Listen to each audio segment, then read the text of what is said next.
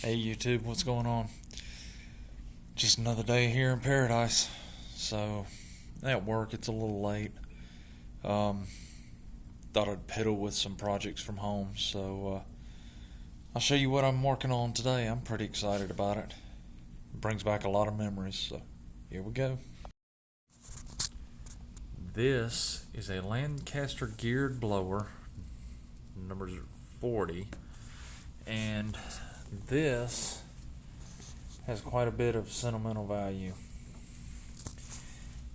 As a young man, my parents did a lot of history, recreation and living history programs, and I went down to a little place called Andersonville, Georgia, and there was a blacksmith there named Jay Riker who had been blacksmithing for years, and I was blessed enough to apprentice with Jay for about 3 to 3.5 years. And during that time, he gave me my very own forge, and this is part of that forge.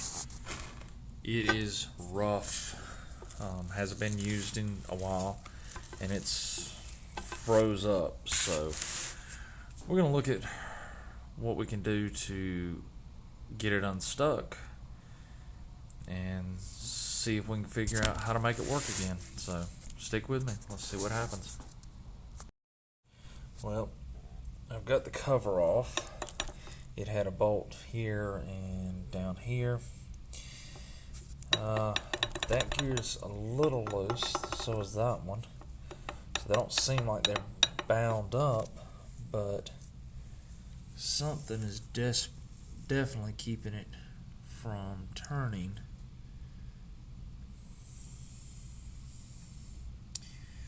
So I'm thinking the problem's inside the blower housing. So finish removing these screws to get this outer cover off, and then we can look at this impeller and see what's going on with it.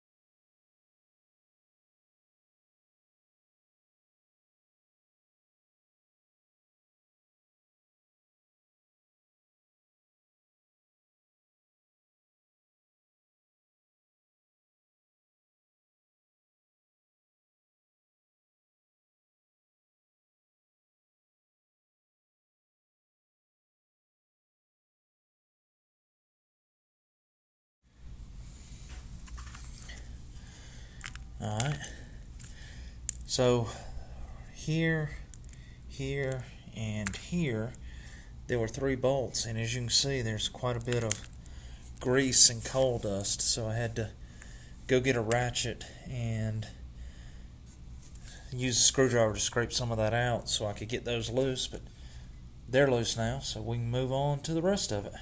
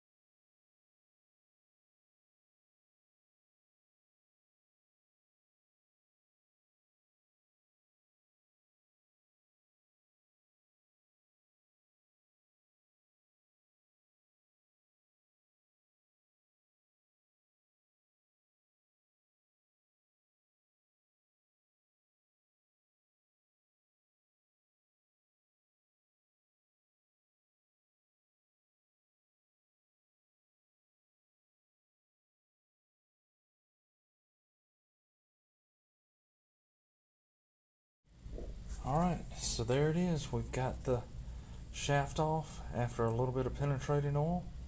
So I could probably stop there. I've actually got this where it's turning, but I really want to make sure it lasts for a long time. So we're going to go on and take it the rest of the way apart and clean it up.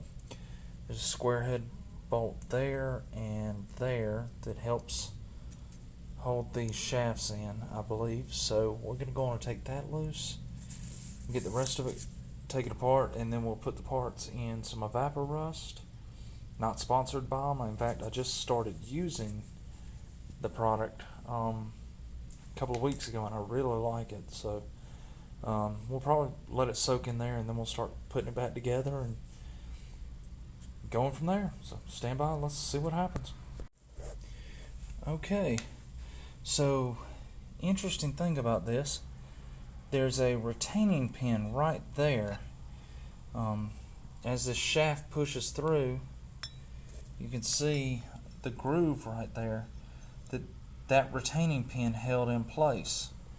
So I had to drive the retaining pin all the way through, and then this slid out, and then the gear will come out. Pretty neat setup. Okay, we've got it apart. This one came out, and as you can see, there's a bushing and then the gear, and then up here this one comes out from this side. It's got a keyway in it and another bushing. If you look down in there, there's another gear. So there's the big gear. Okay. And then a little gear in here. Whoop. If I can get my fingers to work, that catches this keyway right there. So that acts as your gear reduction. So a lot of grease in there to clean up, but we got it apart. So now we can start cleaning it and putting it back together. Okay, so we got all the parts out of the Evapor Rust and let them soak for about 24 hours. Got them out, washed them off, cleaned them up. And the ones that are external, the covers, the handle, all of the bolts that'll be visible, all of that got a coat of high build primer. I'm not primering all the internals because of course they're going to be coated with oil, and the paint would end up coming off and gumming it up, so not worried about that. Also not worried about painting the fan, mainly because it's just going to have a bunch of crud on it, and don't know that with clearances that paint on that would work either, so I'm not worried about painting that. So the next step is going to be working on this. This is the handle. Couple of issues with it. So it screws in like this, and there should be, let me see, right here. So these two spacers went on it, and kind of like that, and then you would have a wooden handle that would go over the two of those, and these would act as bushings to keep the wood from burning out too much. Well, that wood's rotten, and I don't know if I can get it, if you can see that end is bent really bad. Don't really want to use a wooden handle. It's easy. I could put one on the lathe and turn it really easy and have a nice wooden handle, but it just might, to me, it's not going to last, so I'd rather build it out of something a little more substantial. So I think I'm going to try to make a handle out of brass, and I may find a different bolt to use. I'll see if I can salvage that one, but if I can't, I'll make a new bolt, and we'll make a handle. So that'll be next, and we'll put a coat of black paint on this, and we'll go from there. Stick around.